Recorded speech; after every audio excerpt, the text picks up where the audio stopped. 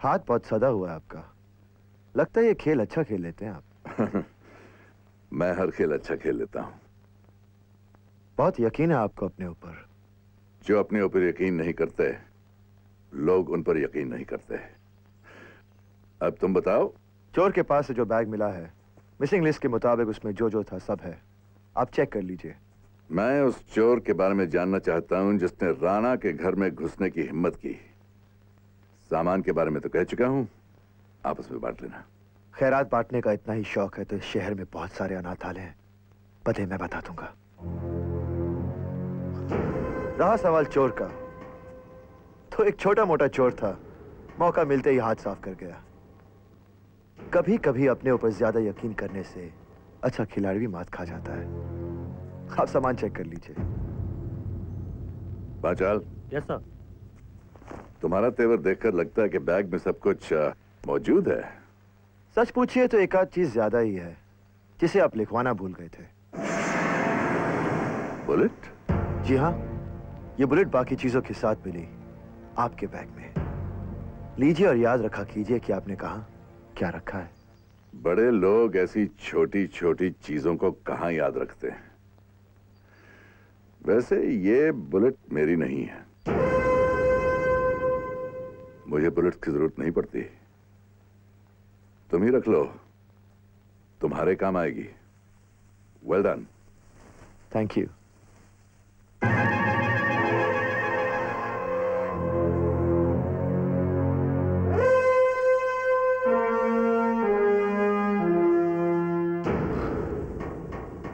वैसे उस दिन की आपकी सलाह मुझे अच्छी लगी। पुलिस स्टेशन में वांटेड की नहीं, सस्पेक्ट की फोटो होनी चाहिए। बहुत जल्द आपको मेरे पुलिस स्टेशन में एक ऐसी फोटो मिलेगी, इस बार चोरी से पहले मैं चोर को पकड़ूंगा।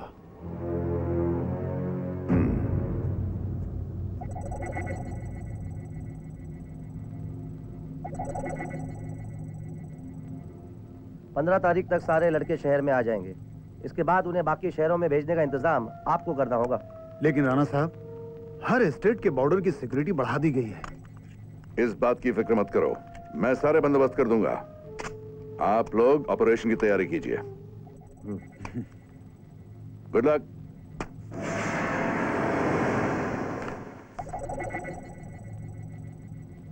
राणा साहब, एसीपी अभय प्रताप सिंह हमारे लिए खतरनाक साबित हो सकता है। अब तक वो अनजाने में हमारा बहुत बड़ा नुकसान कर चुका है। सर, हमारे सबसे काबिल आदमी असलम को भी उसी ने मारा था। उसके होते हुए हम अपना ऑपरेशन सारे जहां से अच्छा पूरा नहीं कर पाएंगे सर। और अब तो उसे आप पर शक भी हो गया है। रिस्क लेना ठीक नहीं है सर। मेरा मतलब है कि एरोली ब्रिज वाला माल इसी अभय ने पकड़ा था। आइस फैक्ट्री पर रेड भी इसी ने डाली थी और इसी एसीपी ने वाहिद खान को भी मारा था।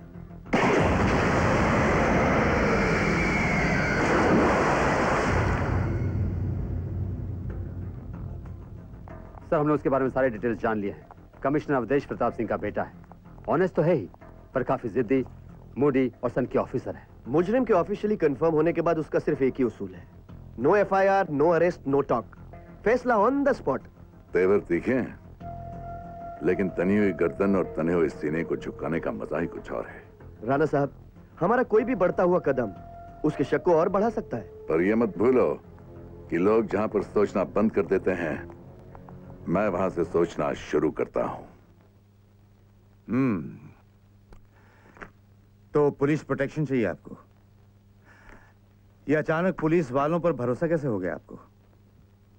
उस दिन तो पुलिस वालों की कैपेबिलिटीज और कैरेक्टर पर बहुत सारे सवालिया निशान लगाए थे आपने।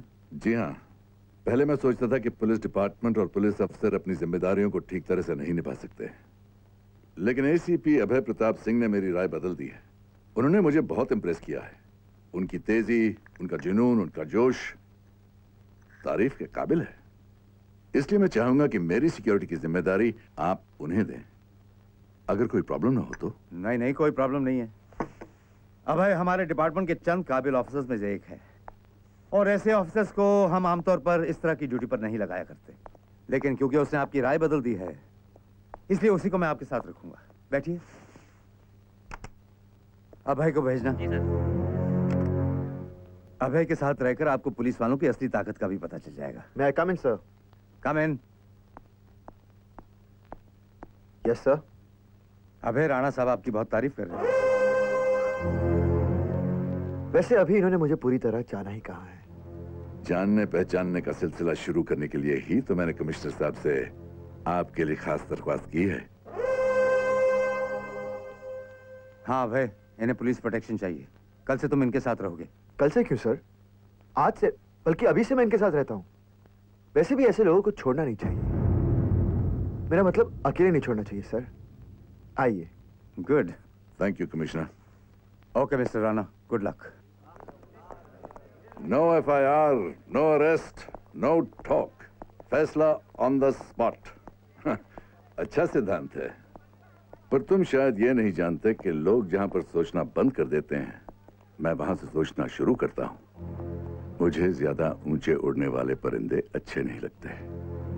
उन्हें काबू करना मैं अच्छी तरह जानता हूं। अब तुम मेरे बॉडीगार्ड हो, सिर्फ एक बॉडीगार्ड। इस बात को अगर दूसरे नजरिए से देखा जाए राणा साहब, तो मैं ये कह सकता हूं कि आज से आपकी जिंदगी सिर्फ मेरे हाथ में है। अब तुम कुछ नहीं कर सकते। अब तुम्हें सिर्फ मेरे साथ रहना होगा। आप सही कह रहे हैं। अब मैं सिर्फ आप पे नजर रखूंगा, सिर्फ आप पे।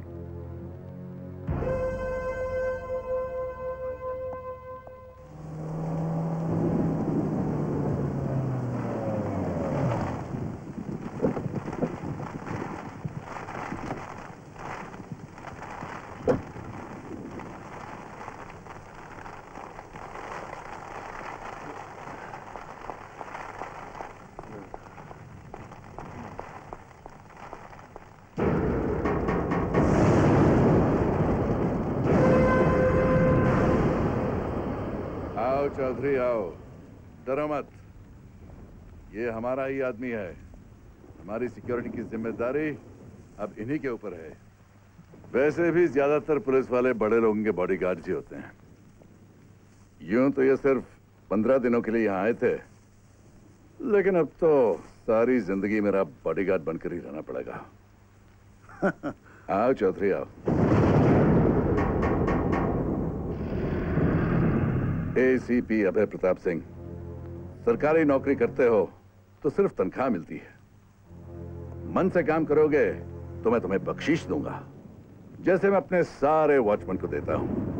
और हां, अगर हमारी मीटिंग रात भर चलती रही तो तुम रात भर इसी तरह खड़े रहोगे।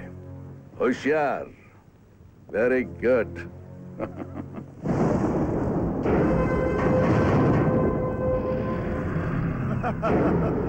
आपके दिमाग की तो दाद देनी पड़ेगी राणा साहब। आपने तो सचमुच उसे वॉचमैन ही बना दिया। देखते रहो उसे क्या क्या बनाता हूं। थैंक यू राणा साहब। इस देश का कमाल का कानून है। हम जैसा चाहे उसका इस्तेमाल कर सकते हैं। अब मुझे ही देखिए राणा साहब, 5-6 मर्डर करने के बावजूद भी इज्जत की जिंदगी जी रहा है। हम उसके साथ जो चाहे, जब चाहे, कुछ भी कर सकते हैं। Cheers. Cheers. राणा साहब, ये बात उस लड़के को बहुत जल्द समझ में आ जाएगी। गुलाम की तरह हम उसके साथ जो चाहे, जब चाहे, कुछ भी कर सकते हैं। हम उसके साथ जो चाहे, जब चाहे, कुछ भी कर सकते हैं।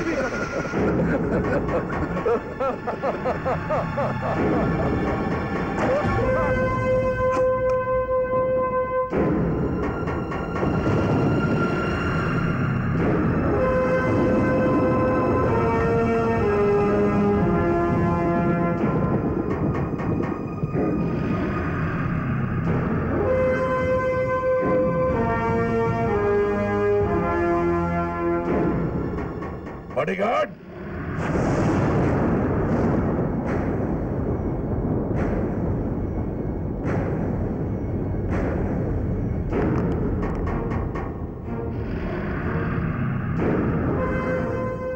तू इसके साथ है, इसका मतलब तू भी एक मुजरिम है, और कानून को गाली देकर तूने अपनी मौत जस्टिफाई भी कर दी है। तुमने इसे मार डाला? हाँ, मार दिया। तुम्हें इसका जवाब देना पड़ेगा। और मेरा जवाब होगा कि इसने महेंद्र सिंह राणा को मारने की कोशिश की, इसीलिए मजबूरन मुझे इसे मारना पड़ा। मैं चाहूं तो तुझे अभी इसी वक्त खत्म कर सकता हूं। अपने जवाब में मुझे सिर्फ इतना और जोड़ना होगा कि इसने महेंद्र सिंह राणा को मार दिया और जवाबी कार्रवाई में मैंने इसे मार दिया। लेकिन मैं तुझे नहीं मारूंगा, क्योंकि तेरी सिक्योरिटी की जिम्मेदारी मुझ पर है, और जब तक तू मेरे साथ है तुझे कुछ नहीं होगा। लेकिन मैं इसी तरह एक एक करके तेरे सारे आदमियों को मारता रहूंगा, तेरी आंखों के सामने।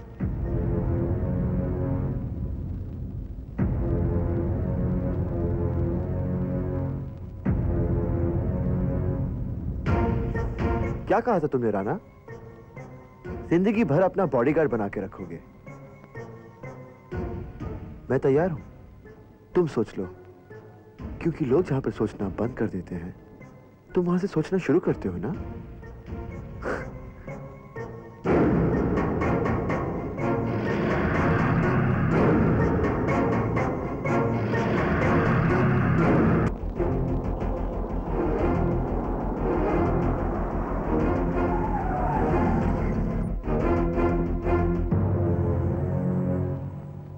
चेंबूर वाले मर्डर केस का क्या हुआ? उसकी इन्वेस्टिगेशन चल रही है। इंस्पेक्टर तांबे। आइए आइए आइए राणा साहब आइए। नमस्कार। बहुत लकी हैं आप, आपने ठीक समय पर पुलिस प्रोटेक्शन मांगी, वरना well done Abhay. Thank you sir. बैठिए। मैंने आपसे कहा था ना राणा साहब कि अभय के साथ रहकर आपको पुलिस वालों की असली ताकत का पता चलेगा। हाँ? लगता है सर राणा साहब बहुत डर गए हैं। अपनी मौत को इतने करीब से देखने के बाद डरना नेचुरल है सर। क्यों राणा साहब?